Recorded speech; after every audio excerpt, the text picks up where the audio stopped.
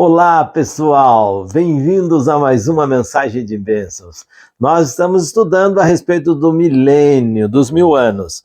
E vimos aqui no último estudo quais seriam as condições durante o período de 1000 anos, durante o milênio. E agora nós vamos analisar os acontecimentos do fim do milênio.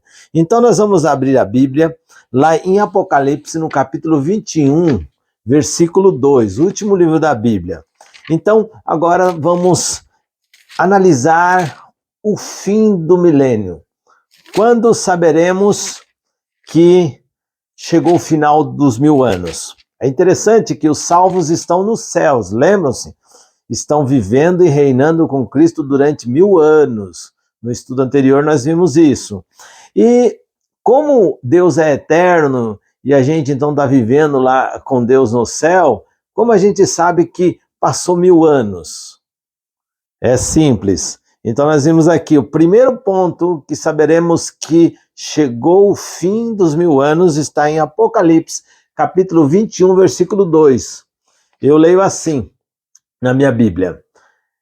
Vi também a cidade santa, a nova Jerusalém, que descia do céu da parte de Deus, preparada como uma noiva, enfeitada para o seu noivo. Então vejam só, o primeiro ponto que os cristãos salvos saberão que chegou o fim do milênio é a nova Jerusalém descendo do céu. Seria a descida da cidade santa da nova Jerusalém. Ela vai descer dos céus e vai vir para esta terra. Então, quando isso ocorrer, é um dos pontos que marcam o fim do milênio. Outro ponto interessante, no próprio livro de Apocalipse, no capítulo 20, versículo 5. Olha o que diz aqui, ó. Os mortos, os restantes dos mortos, vejam só, os salvos, nós vimos que eles ressuscitam e vão viver e reinar com Cristo durante 1000 anos e vão julgar aqueles que não foram e também aqueles que foram, que as pessoas imaginavam que não deveria ir. Então, nesses 1000 anos, nós vimos no estudo anterior que tirarão todas as dúvidas. E os mortos aqui na terra, nós vimos que no período do milênio vão estar todos mortos, os ímpios. Eles não ressuscitaram e os ímpios que estavam vivos vão ser mortos e permanecerão mortos aqui, e ficará aqui o demônio. Lembra que eu falei para você que Satanás seria preso devido à circunstância, porque ele não teria quem atentar, porque estavam, né, aquela carnificina, só defuntos espalhados para tudo quanto é parte da terra. Então ele teria até que arrumar um cantinho lá para poder ficar com os anjos caídos durante 1000 anos. Só que agora no versículo 5 diz assim, ó, os restantes dos mortos não reviveram até que completassem os 1000 anos. Então veja só, no final do milênio vai acontecer o quê? A ressurreição dos ímpios. Os maus, os perversos, os que não se salvaram vão ressuscitar no final do milênio. Então vimos dois pontos. A nova Jerusalém vai descer do céu a esta terra. E os mortos ímpios vão ressuscitar.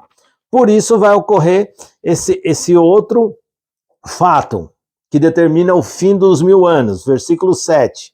Olha o que diz aqui no verso 7.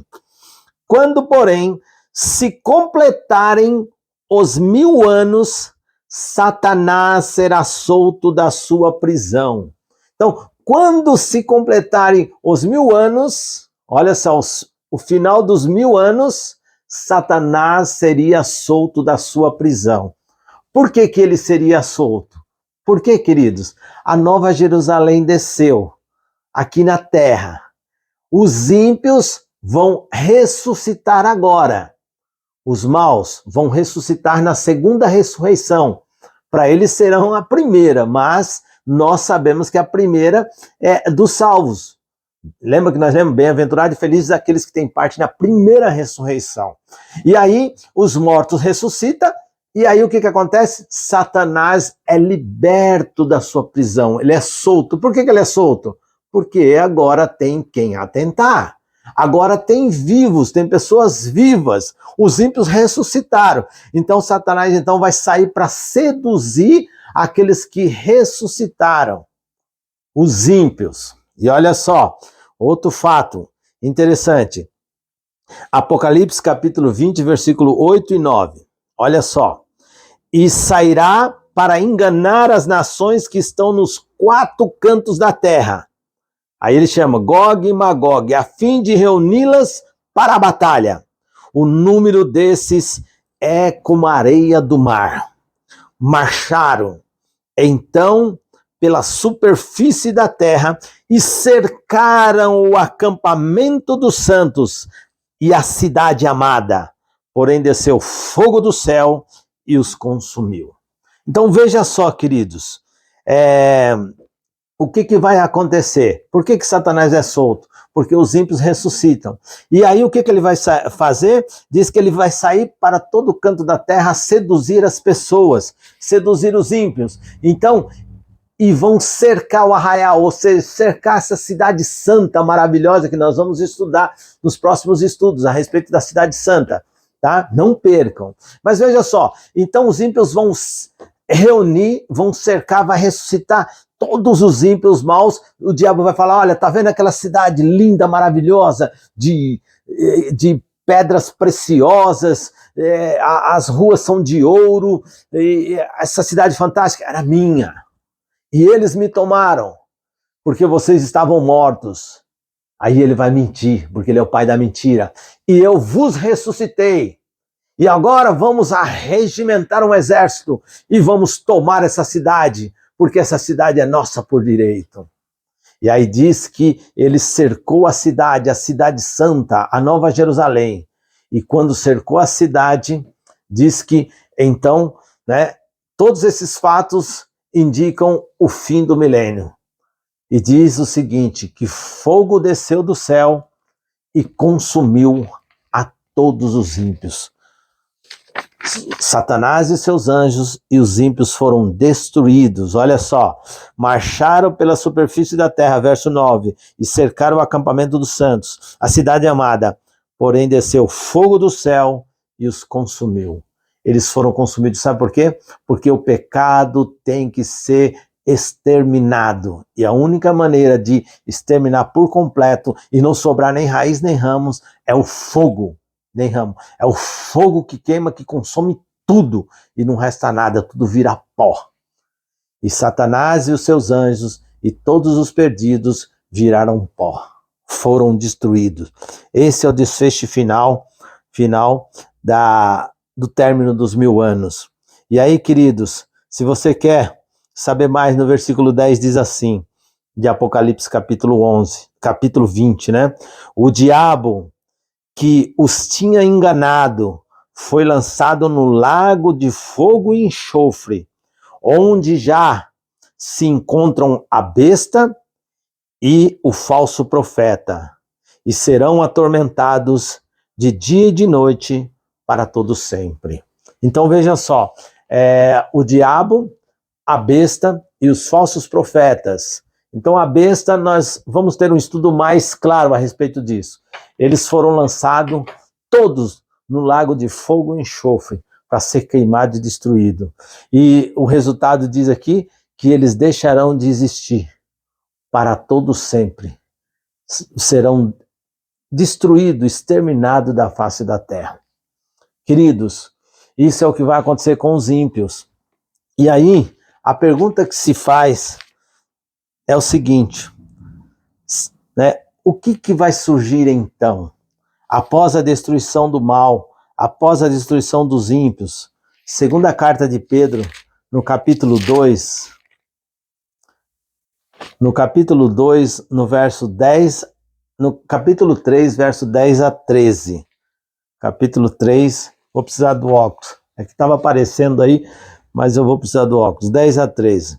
Então diz assim, porém, o dia do Senhor virá como um ladrão. Olha, a volta de Jesus vai vir como um ladrão, de surpresa, tá bom? Vai pegar de surpresa aqueles que estiverem despreparados. Por isso, precisamos estar preparados, atentos aos sinais, se prepararem para a volta de Jesus. Por quê? O dia do Senhor virá como um ladrão, verso 10. Naquele dia os céus passarão com grande estrondo, e os elementos se desfarão pelo fogo. Também a terra e as obras que nela existem desaparecerão. Verso 11.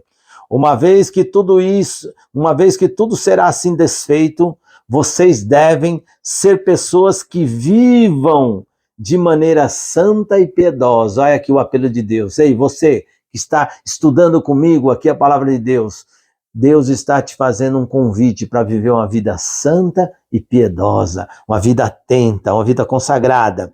E aí ele diz no próximo versículo, né?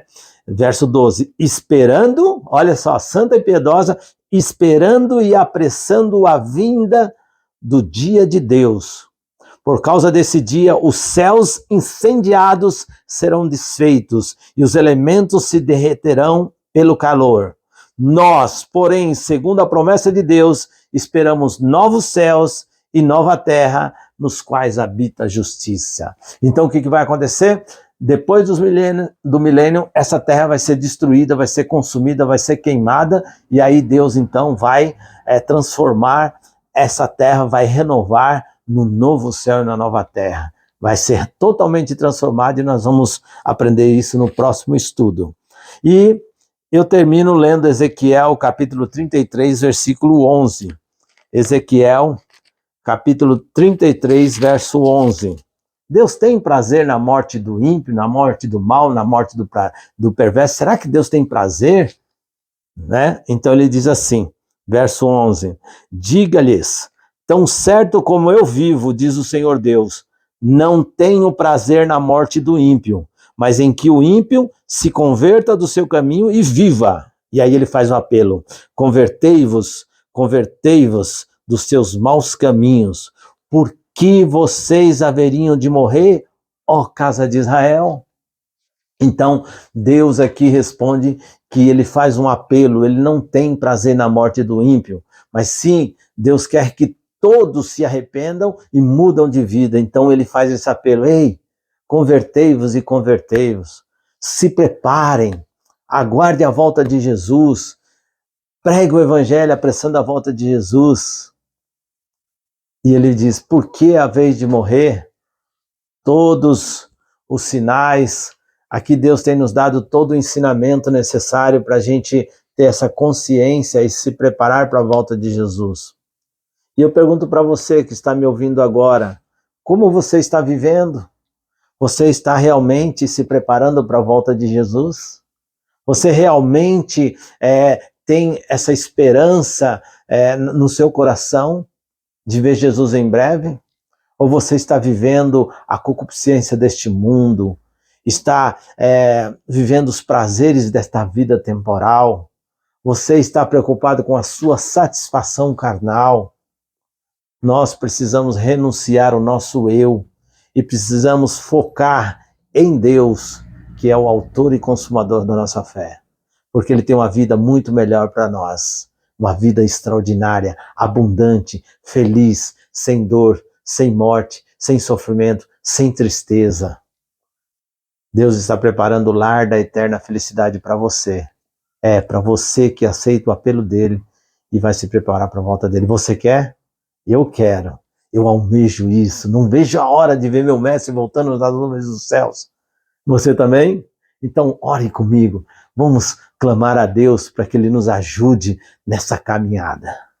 Deus, estamos aqui reunidos, estudando a Tua palavra, aprendendo mais, Senhor Deus, dessas lições maravilhosas, esses ensinamentos verdadeiros que o Senhor tem nos dado.